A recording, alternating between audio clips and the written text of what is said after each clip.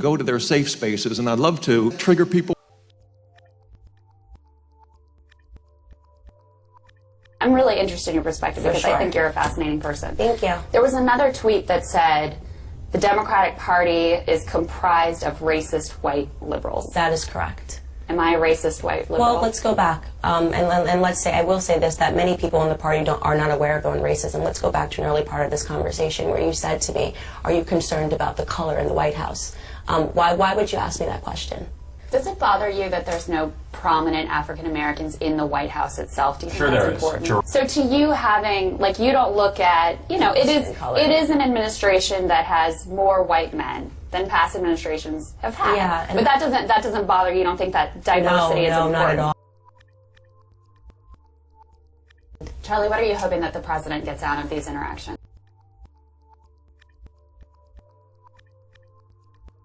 Attempted bomb attacks come in the final stretch of what has been a highly contentious election season, nearly 2 years after the 2016 election.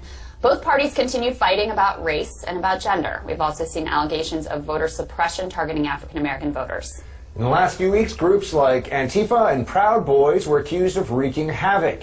And we still have a couple of weeks until Election Day. Joining us to talk about the intense state of politics right now, we have Charlie Kirk, founder and president of Turning Point USA, and Candace Owens, Turning Point's communications director. They're in Washington to meet with the president. Welcome to you two. Can I just first ask, what is this event, and what are we going to be seeing the next couple of days here in D.C.? You know, we had received so much interest over a period of time in this sort of youth black conservative movement, and it felt like we really wanted to harness the power and the opportunity and invite everyone to D.C., first and foremost, to bring them to conservative ideas. A major hurdle that the black community faces is not having the resources to get to different ideas and sort of being locked inside of a bubble. And having them listen to speakers that they perhaps haven't heard before, Dr. Ben Carson, Larry Elder, people who are routinely mocked in our community. So this is the first ever opportunity to do that in D.C., and we're really excited that it's happening this weekend. Charlie, what are you hoping that the president gets out of these interactions? Well, I first want to take a step back and just give Candace Owens credit for changing the national conversation around these issues from a conservative kind of perspective over the last year. When I first met Candace, one of the first things she said, Charlie, I think we can have a young black leadership summit that can be a lot bigger than any of the pundits or the consultants would ever dream. And I mean, tomorrow, 400 plus young black leaders from across the country. That's an accomplishment that, especially of a conservative, tilt, if you will. And the number could have been much higher. That's right. And so the number could have been higher, and it was the last minute influx of interest. And we had probably 5x that in applicants and in inquiries. But what Candace Owens and our urban engagement director, Brandon Tatum, have done at Turning Point USA to really garner more interest amongst the black community for conservative values, I think it's worth having the conversation, and it's something that, given all the recent news and attention around these issues, I think is something that will be quite interesting tomorrow. Candace, there's obviously a bit of skepticism. As long as I've been in the game of conservative politics, as long as I've been a conservative, which is probably about sophomore year of high school, there have been conversations about how do conservatives win over more of the black community. There have been some prominent leaders. You mentioned Dr. Ben Carson, others who have come forward and have tried to get this conversation going. What are you seeing that's different now, really? Like, why is it? I mean, to Charlie's point, he's saying that you've changed the conversation. How? And why is the conversation different? It's funny that you say that, because I was able to meet with Dr. Ben Carson early on this year, and we spoke about that. Like, what are the differences? Why are people paying a little more attention now? And I think that, and to his credit, in the past, the conversation was almost so intellectual that it was hard for people to digest and process and to understand. And because the left had won the culture war, it was easy for them to mock them, to see a skit where perhaps Dr. Ben Carson or Dr. Condoleezza Rice are being mocked.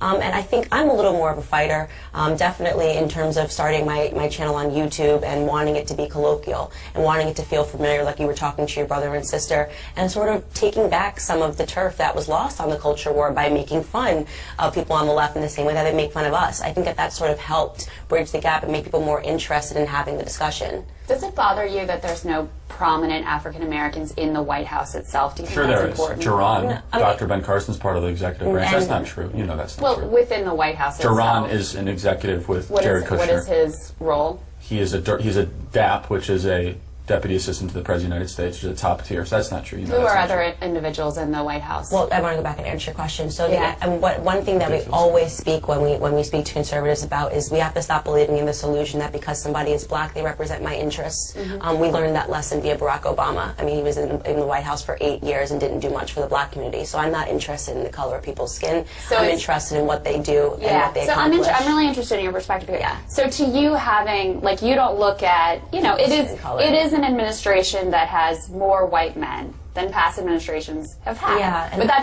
doesn't bother you. You don't think that diversity is no, important? not at all. I think that we have to stop believing that diversity is the color of people's skin, because if you have, like, the Black Caucus, for example, which didn't stand up and applaud when Trump announced that we had the lowest ever unemployment in the black community, that's concerning to me. So a big part of the conversation that we open is in making people understand that's an illusion that the left has sold, that somehow because somebody matches my skin color, because somebody matches my gender, they have my best interests at heart, and that is completely fallacious. Just one more here, because I wanted to get to know you before you came on. Yeah. And I'm really interested in your perspective because I sure. think you're a fascinating person. Thank you. There was another tweet that said the Democratic Party is comprised of racist white liberals. That is correct. Am I a racist white liberal? Well, let's go back, and let's say, I will say this, that many people in the party are not aware of their own racism. Let's go back to an early part of this conversation where you said to me, are you concerned about the color in the White House?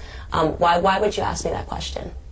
Because you speak about black issues. No, but And I want your why would you ask me? perspective Well, on let's it. get to really the nucleus of this. Why did you ask me that question today? Because I'm Why did you feel that interested I in your needed to be perspective. concerned about that? Because you're bringing a whole group of young African American leaders to the White House. Okay, so this is something that I talk about often, is that in many ways white liberals don't realize that you put on that the racism and the conversations that we So have. you're saying I'm a racist. You haven't let me finish my statement. You keep cutting me off. Go ahead. Okay? The emphasis that you place is always on having a discussion about race. Okay? You guys are insistent on having a conversation about race and telling us that we should see, and implying that we should see race everywhere, and I don't agree with that. If you don't look at me according to the color of my skin, you would simply ask me how I thought that Trump was doing as a president. But instead, you try to drum up a conversation that's surrounded by race But by Candace, asking me, are there enough you're black bringing a people in the whole White group House? of young black leaders You to the White see House. color, and I clearly don't. That's something that's important to you. Well, why are you talking But about? then why make it that you're going to bring young black leaders to the White House? I mean, this is Because sort of you say absurd. Because the media, as in the whole. This is absurd. You're bringing this group to the White House. It's not absurd. I'm making perfect sense. But You're I just just not want to following be. the I just want to logic. be clear. Yeah. I just want to be clear. I'm trying to be extremely clear with you. I know. Bringing the black conservatives but to you the White view me House. as a racist white I think liberal. that you're not. First off, you put those words in my mouth, and you keep saying You it. So you I'm not. tweeted it. I said that the Democrat Party is comprised of racist white liberals. Is every person in the party racist? No, but you're not aware of the fact that you put these racist tones out into the media. This is why we have to bring the black conservatives to the president, because you create a narrative when you're on TV like you did today. Do you Are think you that- comfortable do you with think- the do you fact I'm going to have you on that- radio later because I have questions for you. I have questions for you as well, but we actually have to get out of the Do segment you now. think that language is helpful, though? I mean, just in I terms think of the that national conversation. well, I could because ask you, do you think I it's have- helpful to ask me, just because I'm a black woman, if I'm comfortable with the amount of color that's on the administration? Do you think that that's helpful? I think it's helpful and interesting to It's know not. your perspective. It's not. It's you just trying to I'm create interested an in your perspective. undertone that Donald You're Trump is bringing- racist, and it's no, wrong. No, Yeah.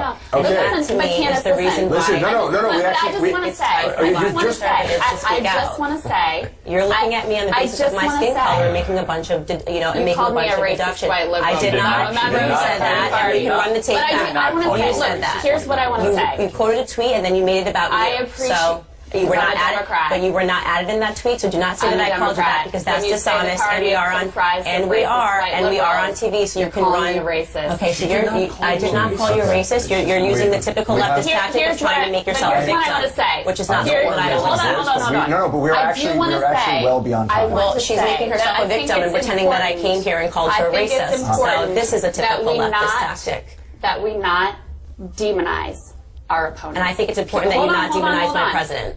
And one thing that I try very hard to do is to criticize the policies and criticize people who are in positions of And power. I'm not sure how you but were doing not, that by pointing out but the color not- in the administration. But not to criticize the people who support the You president. literally spoke That's about something I skin try color, very hard to do. but you're not doing a very good job And I of think it. it's really important. I think it's really important that you be aware that just not because I'm a black woman, you demonize don't need to ask our me a fellow question as Americans. basic enough Do you saying think that how it's- much color is in the Do you administration. think it's a problem to demonize our fellow I Americans? think what's problematic is that you are creating a simulation that is dishonest, that is accusing our president of being racist based off of I the didn't color of the say people that that. are in the. That's exactly what you say asked that. me a question. That's All right. what you implied. Okay. I actually really appreciate you two coming in very much, Thank and I you. look forward to getting to Thanks, ask you guys. some questions of my own at some point later on, and we're going to have to end the segment there. But thank you, and good luck at the White House today, and thank you for bringing